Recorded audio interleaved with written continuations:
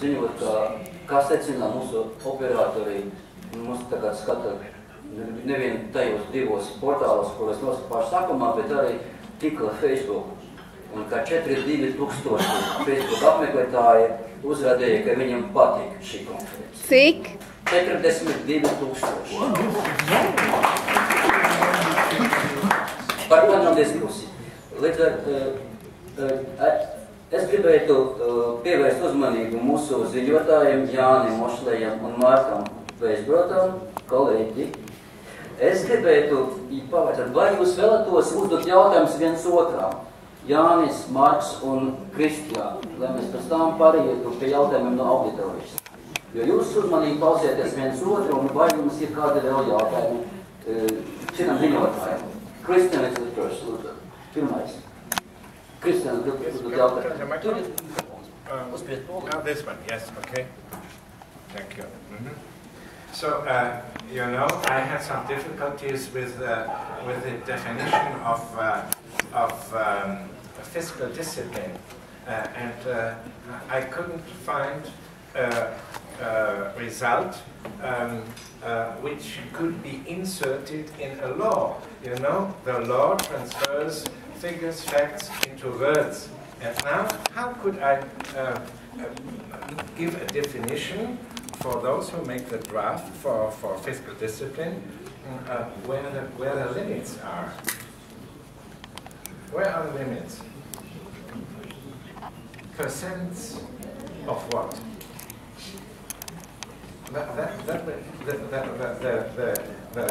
I would say the difficulty is to find limits for a definition. If you don't have clear definitions, then there's a danger, of course, that you have a law, but you can do with what you want. You will have then, that's the second step, you will then have no means for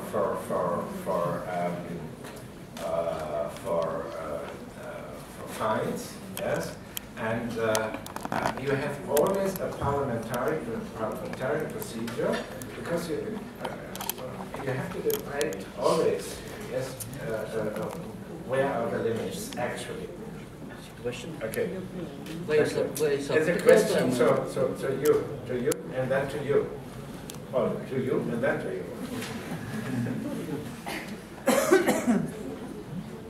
So the question is, what are the limits to fiscal discipline? Well, in economic terms, it really depends on the country and its situation. For example, the U.S. doesn't really have any limits to fiscal discipline because the whole world will accept dollars. And so it really doesn't have to worry about a budget deficit. The only limit is if the economy is growing and it causes inflation. But as you can see, we ran, some of the biggest budget deficits in the world, and the Federal Reserve created $2 trillion since the recession. They created $2 trillion of money, and still we have no problem with inflation. So now, most countries are not in that situation because their currency is not the reserve currency of the world. So what is the constraint for other countries? For most other countries, the constraint is the balance of payments. In other words, you have to make sure that you don't run out of foreign exchange. And so, but that is the real constraint for most countries in the world. And the problem is, of course, when you have a pegged exchange rate, like Latvia does, you're introducing another constraint because you have to worry about maintaining that exchange rate, whereas other countries can allow their currency to fall, and therefore they're not as constrained. So I'm not saying that you should get rid of the exchange. I mean, that's a problem for a long term. That's more of a medium term to long term problem. You don't have to deal with that right now. But I'm saying that is one of the big disadvantages. When you fix your exchange rate, you're introducing a much harder constraint than countries with some flexibility have. And to me, the flexibility is very important. You know, in the media, you have this kind of myth that the most important thing is to keep, and Jana showed that this was not really the cause of any of the crisis, except possibly Greece, but most of Europe didn't really have a problem of overborrowing in the public sector. But that is, in the media, that's the thing you see the most, you know. What are these countries going to do about their public debt? That's how it's described. But that really isn't the main problem, as we've all tried to say. The real problem is policy. You have to maintain a growing economy and employment. That's much more important than the budget balance. Es domāju, ka atbildu šo jautājumu lielā mērā es gribētu pasvītrot Marka Veistra teiktajā ir par to, ka viņš uzsvēra, ka jautājums ir par to, vai var beigties ārvalstu valūtas daudzums valstī. Un šis jautājums ir svarīgs gan Latvijai, kurai ir savu valūta, gan arī tad, kad mēs būsim Eirozonā, mums it kā būs eiro, arī tad mums būs svarīgs jautājums par to, cik mums ir, kā lai to pasaka, latviešu eiro, tādā nozīmē, ka būs starpība, vai tie eiro piederēs mums un būs mūsu radīta nauda, vai mēs būtu aizņemta nauda no citurienes. Un tam ir liela nozīme. Un jautājums ir, kā var tikt pie ārvalstu valūtas, vai kā var pats radīt naudu, kuru varbūt aizdod citiem. Un tas ir, ja tu uzbūvē, piemēram, labu eksporta spējīgu rūpniecības sektoru vai rūpnieciski līdzīgu pakalpojumu sektoru, kurš ļoti daudz pārdod uz ārvalstīm preces un ienes atpakaļ valstī valūtu. Un vienlaikus tu dabū to, ka neienāk ārvalstu spekulatīvais kapitāls iekšā valstī. Un tas ir varbūt tie veidi, kādā skatīties. Tā kā es uzsvērtu šajā visā, ka valsts ir ilgspējīga, pirmām kārtām tad, ja viņa uzbūvē ilgspējīgu reālo sektoru, ilgspējīgu ražošanas sektorā, tad arī valstī rodas daudz mazāk ierobežojumu pēc tam savā fiskālajā vai monetārajā politikā. Bet, ja, piemēram, eksports imports ir līdzīgi, vai mēs importējam vairāk kā eksportējam, mēs vienmēr būsim ļoti ierobežoti šais te valūtas apjomā. Tas būs neatkarīgi no tā, vai mēs būsim Eirozonā vai nē, jo eiro nav, it kā ir un it kā nav gluži tas pats eiro visās valstīs vienlaicīgi. Savukārt jautājums varbūt tiešām bija arī Bākis, un man gribēja jautāt atpakaļ, jo tajā pašā pētījumā, kuru uzrakstīja Bakers un Lūga Starptautiskā valūtas fonda misiju vadītāji Latvijā un citās valstīs. Viņi rakstīja, jā, viņi saka, pirms šī burbuļa 2007. gadā notika tas, ko ekonomikas teorija it kā paredzēja, kam būtu jānotiek kapitāls plūda no bagātajām valstīm uz nabagajām valstīm. Vai mums par to bija jāuztrauc vai nē? Jo it kā taču labi, ja mēs dabūjam naudu no bagātajām valstīm. Un neviens noteikti tajā laikā, viņi saka, nevarēja iedomāties, ka krīzes cēlonis varētu būt rietumu bankas. Tā nebija diskusija vispār, tas nebija lielā mērā neiedomājumi daudziem. Protams, bija, kas runāja par to Rubīnī un citi, bet ļoti daudzi par to nedomāja, jo teorija bija, ka rietumu bankas ir stabila sistēma un mums nebūtu jāstrauc par to, ka teikšana ar pārtraukuma kredīti iepūri. Lūk, mēs uztaisījām burbuļu. Kā likumdošanā, mans jautājums, kā likumdošanā var vispār ierakstīt iekšā kaut kā šādu fiskālās disciplīnas likumu, kas ņemtu vērā to, ka var valstī ienākt ļoti daudz privātās spekulatīvās naudas un veidot valsts budžetu tādu, lai tas būtu sabalansēts. Vai tas ir iespējams?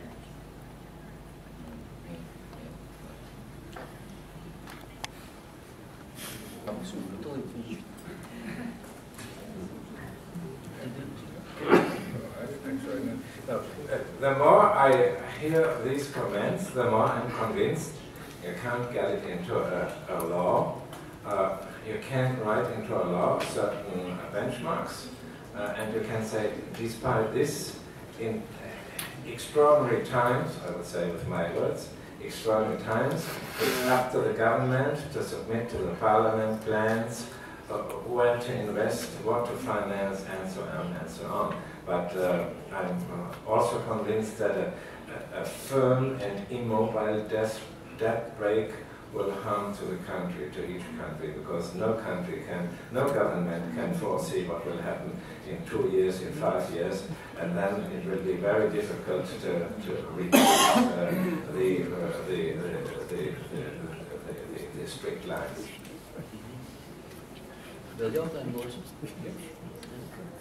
Mark, can I get you to comment on, do you think that the European Union has done the necessary steps now to contain this crisis?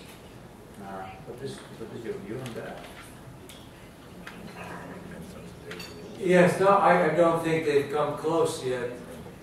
And that's why, you see every time the European authorities or heads of state or ministers get together and they come up with a proposed solution, and the markets rally, and then 2 days later it looks like it's a mess again. And that's because they're not dealing with the main problems. As I said before, they have not proposed a solution for Greece that would prevent a chaotic default. Okay, there's going to be a default of some sort because that's what a haircut is. You're not paying half the debt, so you can call it a restructuring, but it has to be something that avoids a chaotic default. The second thing they have to do is to guarantee the Spanish and Italian bonds, because that is, as I said before, what is causing the crisis is the fear that those bond yields will rise further and cause further financial havoc in the European banking system.